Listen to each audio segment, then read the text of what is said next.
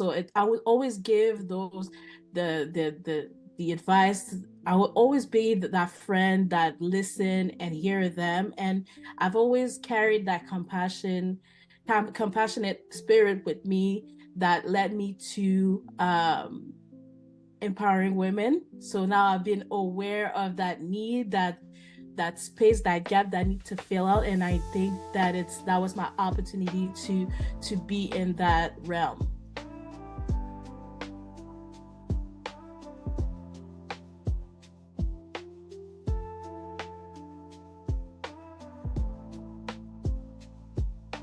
Hi, everyone. Welcome to the Unlock Potential, a podcast where we give the platform for entrepreneurs that are killing the game and are sharing their experience.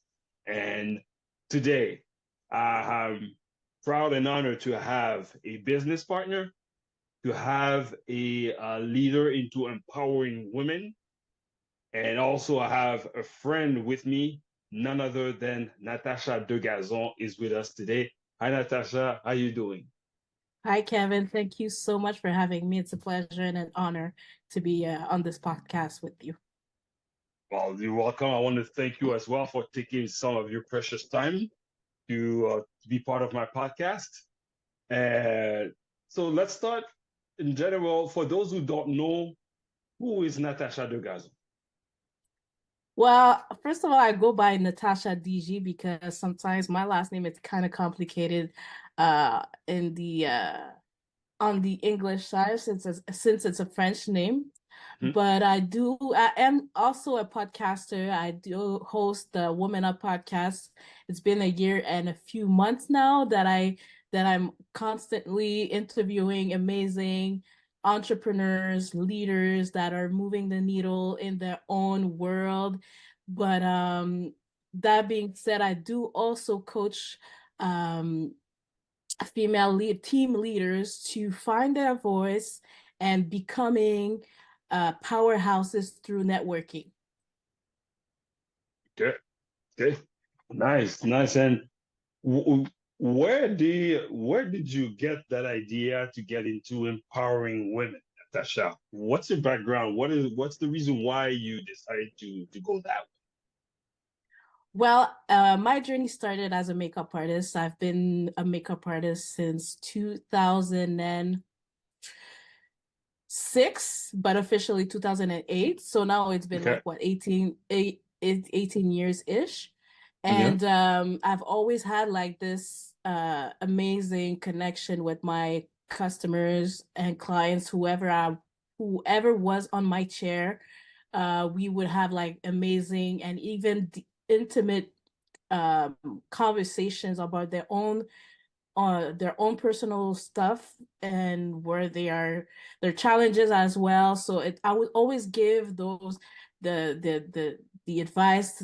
I would always be that friend that listen and hear them. And I've always carried that compassionate spirit with me that led me to empowering women. So now I've been aware of that need, that space, that gap that I need to fill out. And I think that that was my opportunity to be in that realm. Mm.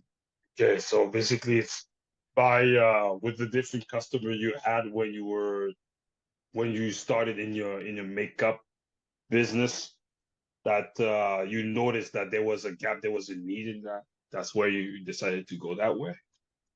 It's just because I noticed that people were comfortable, even strangers, Hmm? mostly strangers, to open themselves to me about their own journey, their own personal life. And it was so personal.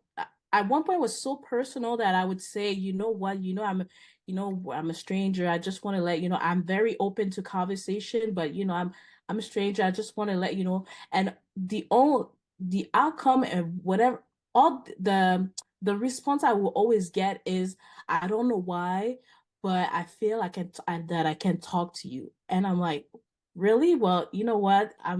I'm open, so we could talk. We could be like very have that friendly exchange, and that's how it started. Actually, that was the catalyst of it all. Nice, nice.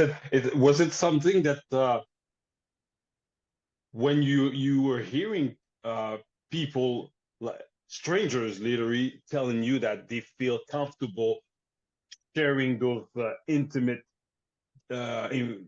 details about their life, is it something that you used to as your day-to-day in your life with your friends and people you are with, or was it something out of the blue?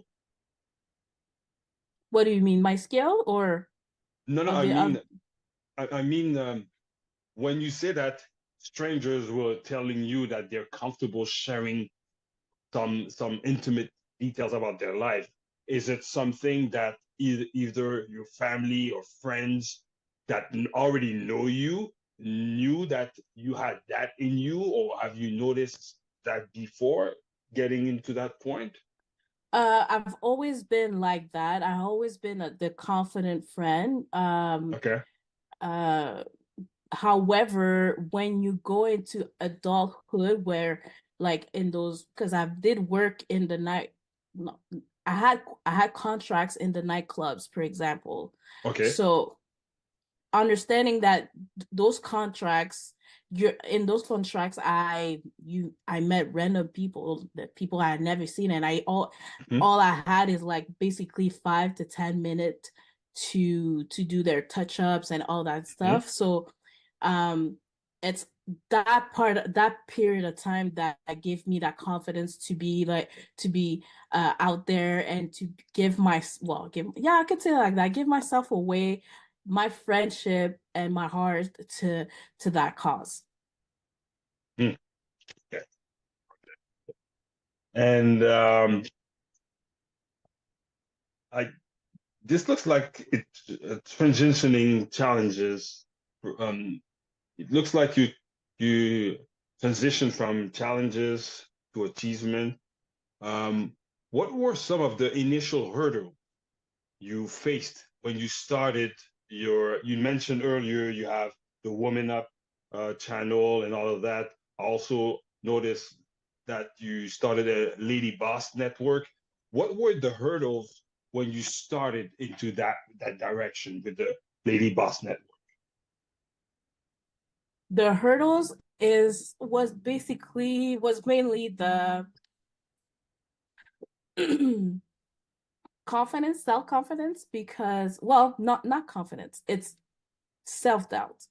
I would always Okay. doubt myself, and I was not too sure about how I would go about it. So it was mainly finding my voice, one, and how I would approach people. Mhm. It was not necessarily a hurdle. It's just like moments where I would be like, how can I approach the kind of people? So because it's people, these are people that are recognized internationally and even globally. So I was like, I had like this I had a hard time seeing myself doing those things and approaching those people, and what would they would think of me, and would they say yes? And at one point I had to break that cycle, that cycle in my head, and be like, you know what, if if it's a yes, good. If it's a no, well, we're moving to the next one. So that were the main uh hurdle, I guess. Mhm. Yeah, you know what that reminds me of when I started one of my projects, Per la Boule, which is I was doing activities with young kids in daycare, kindergartens, and I was nervous when I started that, which was weird because I used to work at a company called Mad Science, where we literally were going all over the Montreal area, North Shore, South Shore, into schools, um,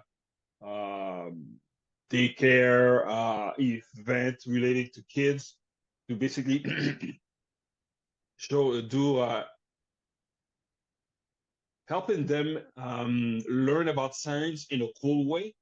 So I had that background. I also had my background in biochemistry, and as soon as I decided to do my project, to to exercise this fun exercise with them. I was kind of nervous, which was weird because with my background, not only in what I studied, but also what I worked, the company that I worked with was like, dude, you've been in high school, you've been in elementary school, daycare, do science stuff, and now you want to do something that you're really passionate and you're nervous? What, bro, are you for real? I guess it's about taking the leap to do what you're passionate about. And sometimes I think we've been socialized to to work in a certain mold the society has imposed. So Mm, technically we are programmed to go at school, find a job, and that's it. But now it's doing something you're passionate about is not necessarily in your study, your field of study. So now it's just about, now you're stepping out of that mold. So it takes some kind of it takes boldness. And so it's all about audacity, right? So you're just mhm. challenging the status quo and what the normal society has imposed. Yeah, yeah.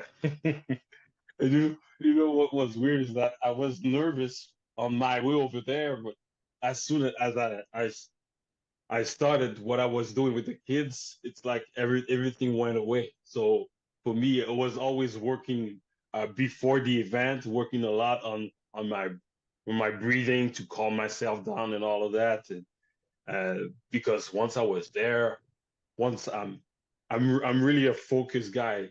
So once I'm focused, I'm good. But it's just before I get into my zone, into my focus zone, that's when I was also very nervous, but I really learned about myself by doing that, and which was really cool. And I'm still learning every day, and I may have put this on hold for some time, but I'll figure out a way to come back. That's Yeah, for for sure. sure. I think for sure I'll it's like me. I do have the plan of going, not going back, but bring make up to what I'm currently doing. So Mhm. you definitely want to stay tuned, because it's coming back to my under my belt, I guess. But just to rebuttal a bit, not to rebuttal, just to support what you were saying, because it's something that I can relate, having to be stressed out about uh doing the things when you're like jumping in. And I've learned throughout the years that it's important to have a pre not a pre-workout, but it's not a pre-workout, but a routine before Mhm. you do what you need to do, right? So Mhm. some people who needs to go on stage or need to do their conferences or whatever they need, whatever stage they're on, it's to prepare something that's gonna give you that's gonna work on your hormones, I guess. And Mhm. for me it's music. I'm not gonna dance. I'm not gonna dance, but I will definitely listen to music, because that's the element for me that really re-energize me and give me that focus. And because I get out of my head easier. Mhm. Yeah. That's that.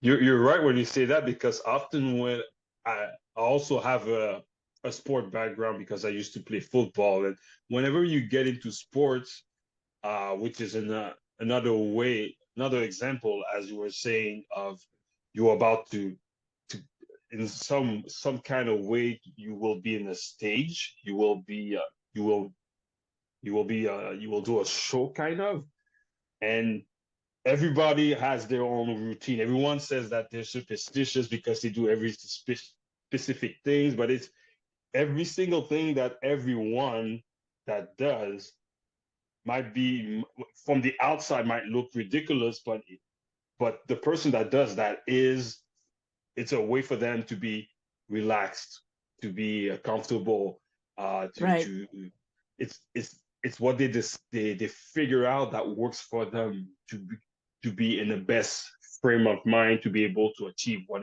they're going to do. So you're right that whether you're in sport, in everything in life, even when you're in school, when you remember when you used to be in school and you had those orals that you had to do and you had to get ready, you were so nervous.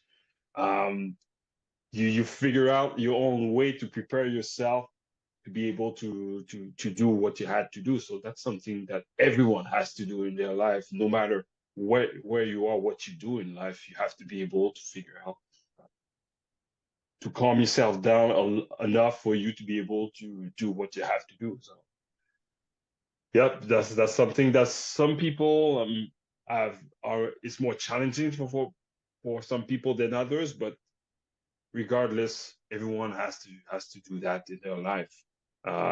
Even when you ask someone out, you have to figure out a way to be able to ask that person if they want to dance, if they want to want to drink, want to eat, whatever. So it's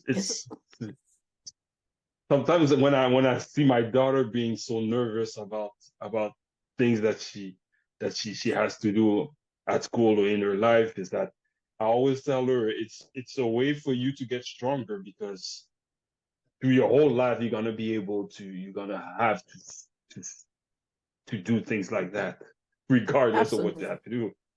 Yeah, it's about getting your feet wet. Yeah, yeah, yes, perfect. Nice example. Get your feet wet. And how did you overcome those challenges? You were mentioning that um, that those hurdles, kind of, you say that there was not really hurdles, but how were you able to go through those little challenges when you started the Lady Boss Network? How I went through them? Yeah. I had to get out of my head, and self-doubt was definitely one the major hurdle. And once I removed that from my head, I was unstoppable. I was like I was like a Speedy Gonzalez, I guess. But uh honestly, I didn't. That was the main thing. So once I removed the self doubt, and then thinking, because I'm an overthinker. But what the as an overthinker, what does it do? It only paralyzes you for making decisions. And if you're not making decisions, then you're not making any actions, right? Hmm. However, I needed to bring my new brand to another level. And in order for me to bring that brand to another level, or even like to be considered, I have to break the ice at one point, right? And Hmm. breaking the ice, and this like leveling up not only the quality of the podcast itself, but the people that you're receiving as well, how you receive them as well. So I had strength. So I just honestly, I didn't think about. I stopped focusing on my weaknesses, and I used all my strength to go for the win and score. Hmm. Yeah, yeah, because we how can I say this? You were saying that you were an overthinker, and there's a quote, I don't remember what it is. It's like, it goes something like, you're paralyzed because you overanalyze or something like that. I don't Yeah. remember the exact quote, but yeah, you're right on that, because me too, I'm a perfectionist. This comes from my dad. My dad was a photographer back in the days. Taking pictures was more than use your cell phone. My dad was literally in the basement. He installed a lab in the basement that called all kind of machines to be able to. It took the picture. back in the days, they were I don't know how to say it, the film was rolled in a tiny little can, and he had to develop that and print those papers. And when he print the papers, he was going through different kind of chemicals to have the end result. And Oh, so he's an OG with the old method. I don't like yes, that. yes, and he's so picky and well, in a good way, because he was getting good results. So in a way, that was worth it for him, because at the end of the day, he was delivering an awesome product. But he was also like that in also other things in his life. And one of my challenges through, well, still today, is that sometimes I overthink. I think to make sure I want it to be perfect. And I remember when I used to work at my science, my boss Karim, uh, at some point he took me aside and said, "Kevin, you do great work, but here's your issue. You want it to be perfect. At some point, you have to be able to let it go and say, is this good enough? You need to Mm-hmm. have that. You need to have that habit. Yes, you have to work hard and you provide a good product. But at some point, when you overthink and you overwork on something, you're not able to move forward. You're not able. Also, you're delaying all your tasks. It takes a long time for you to do simple tasks because you want it to be perfect. You think too much. You need to be able at some point to say, is it good enough? If the answer is yes, next, move to the next. So so when Karim told me that once, it's still up to this day, still it's stuck with me. I worked there, it was early 2000, and it's still there. It's still something that I'm working on, that don't overthink, don't overwork. Is it good enough? Yes. Okay, good enough. Move to the next. So that's yeah. Yeah, we're working on those challenges. It's hard, but it's it's worth it at the end of the day. Um, so I just got my alarm to tell me that we're almost done. Um, what was a breakthrough moment that you can say that was the key that transformed something really big for you in your journey to be able to be where you are? Um, well, first of all, I still have a lot to learn. I have a lot to go through. There's a lot of stuff that I need to go through yet. I have yet to experience anything, so I'm still hungry for more for sure. But the breakthrough for me for sure, one thing that really helped me is getting a mentor, getting a coach, because you can't do it alone, and you have to be humble enough to say that to say and to accept help, Mhm. and have that vulnerability to have someone else, someone that it's outside, well, someone to put a finger on your weakness, and even your best asset, even your best strength.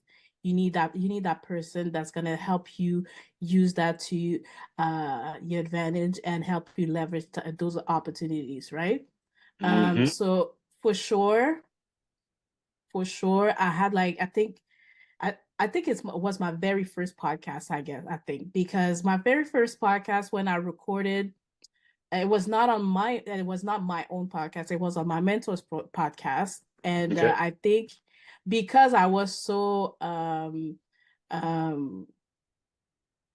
quiet at first, I don't think he expected that he did. I don't think he expected much out of me. But the first episode that we recorded, he was speechless. He was like, "What?"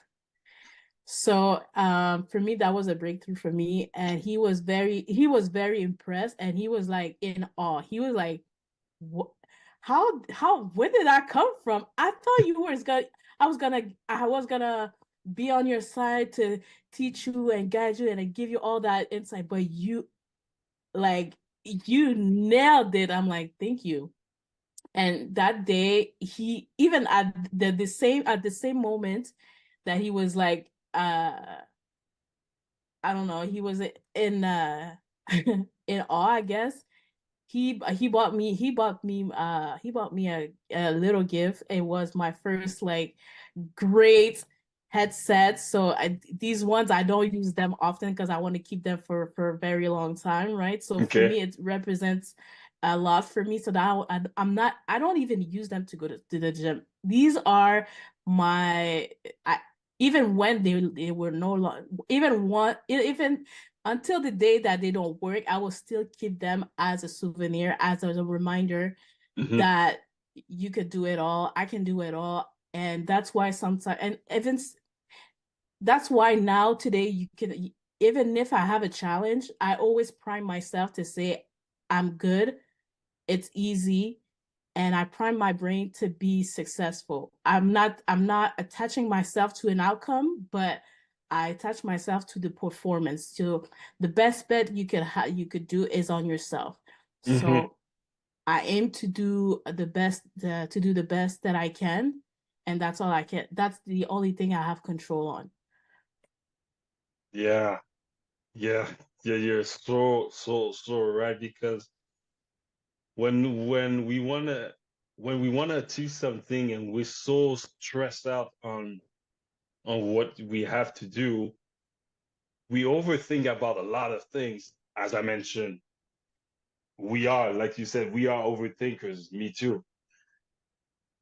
But what works for me, I say, if what works for me is that I'll also tell myself, listen, you don't control what everyone else does. But guess who you control? You control what you can. So focus on what you have to do your best on what you have to do, and the rest will figure itself out. So yeah, yeah. When I'm stressed out, me too. I always come to my breathing. Yeah, I do that a lot. Um, all my meditation that I do every day, it helps me through every single day as well when I'm stressed out. And when I calm myself down just enough to get back into control, now I say, okay, focus on what you have to do. What do you have to do? You have to do this. Okay, focus on that. Nothing else. And like I said earlier, I'm a focus machine. When I'm focused on something, people sometimes think I'm pissed, I'm mad, but I'm not. I'm just focused. I'm just I focused on what I have know. to do. I have the same issue. People think sometimes that I'm angry, and no, it's just because I'm thinking of something, and a mind of a woman can go so many ways. For one, the mind of a woman can go so many ways, but she has many thoughts at the same time. So I'm very in my head. So I can totally relate to what you just said. Yeah. Yes. Well, last thing, Natasha, anything coming up? Any project? What's what's on the news on your side? I got 3 books in the making to be released Mhm. soon. I did work on them like in the background just because, these are topics that I wanted to cover for a while, and Okay. I didn't do it like overnight. Like I'm not that that like great of a writer. However, I am definitely very determined to put them out. And so 3 books. Good. Uh, Yeah. I do have the one challenge that I'll be putting out for people to find their voice and even move the needles. And Okay. I do have my calendar are opening for new people who want to be mentored and coached by me and my team. And I do also one thing that I'm very proud that to launch soon is my events. I'll be officially hosting live events. So I'm very excited about that. I used to host events in the past, and I had to put that on ice just because obviously there was a lot going on. I was before COVID, so obviously a lot of stuff went a lot of time had gone by, and we changed, and a lot of stuff we went through. However, now I'm getting that part of my life that I enjoy tremendously, that I love to do is hosting live events. So the Woman Up is going to be on live events, and then they're going to be hot seats. And the first event, I'm bringing my own mentor to mentor people. So you definitely don't want to miss this. It's going to be happening in Montreal. It's going to be, like I said, it's going to be lit. And I'll make sure of that for sure. Nice, nice. And for all of those who wants to keep in touch with you, want to follow you, or interested in anything that you mentioned today, where can they reach you now? I'm mainly on LinkedIn. I am in love with LinkedIn. It's the best platform to reach me. However, I am also on Instagram for sure, and I'm on Facebook as well. I'll be definitely sharing those links for you for people, for your audience to connect with me. It's going to be I'm actually very excited to get to meet with the people from your audience. And YouTube for sure. That's the main channel that I'm aiming to grow in the next 12 months. It's a big chunk of work. However, Yes. I embrace every single subscribers that I have. I am tremendously grateful for each and every one of you who's following me. So if you are listening to this podcast, because I know you will, find Woman Up slash Natasha with an S on YouTube, and it's gonna be a great pleasure to connect on that platform as well. Otherwise, for sure, LinkedIn, and then you're gonna be able to see my other contacts, phone number, and email on those platforms as well. Nice, nice. Listen, when I said that I had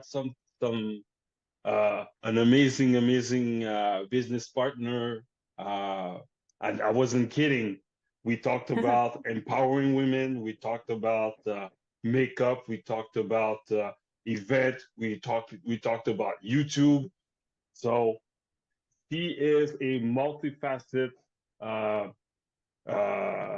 amazing person. So stay in touch with Natasha, follow her.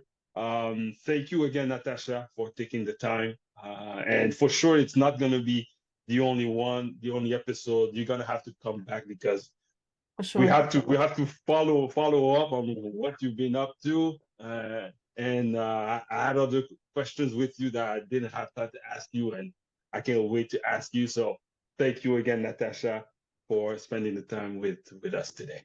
I want to thank you so much, Kevin, for inviting me. You were on my podcast as well, so we might want to share that link as well in your in that episode. And for sure, maybe we should definitely do a series on my podcast on our podcast together, so we could grow together as well. So if you're open to that, you know what?